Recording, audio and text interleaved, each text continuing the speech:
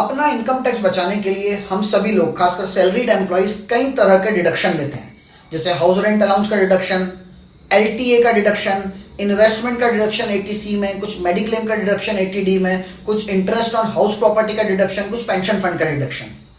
इन सभी डिडक्शन से कहीं ना कहीं हमारी टैक्सेबल इनकम कम हो जाती है, तो या तो हमें टैक्स कम भरना पड़ता है, या हमारे एम्प्लॉयर ने ज्यादा टैक्स यदि काट भी लिया है तो उसका हम रिफंड क्लेम कर सकते हैं। लेकिन return, income tax return file करते वक्त आपको किसी भी डिडक्शन का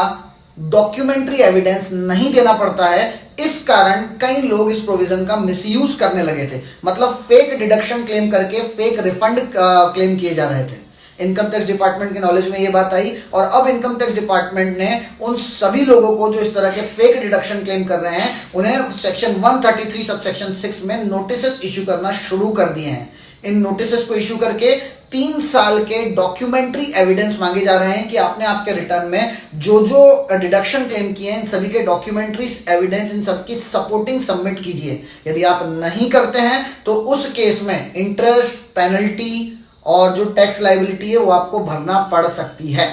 ध्यान रखें आप, पहली बात तो इस तरह की कोई डिडक्शन क्लेम ही ना करें, और दूसरी जो सबसे इंपॉर्टेंट याद रखने योग्य बात है कि यदि आपने कुछ सही डिडक्शन भी क्लेम किए हैं तो उनके डॉक्यूमेंट्री एविडेंस संभाल कर रखें, ताकि जब भी इनकम टैक्स डिपार्टमेंट हमसे इन डॉक्यूमेंट्री एविडेंस को मांगे, इन सपोर्टिंग्स को मांगे, हम प्रॉपरली उसका रिप्लाई दे सके, प्रॉपरली डिपार्टमेंट में सबमिट कर सके। Thank you very much.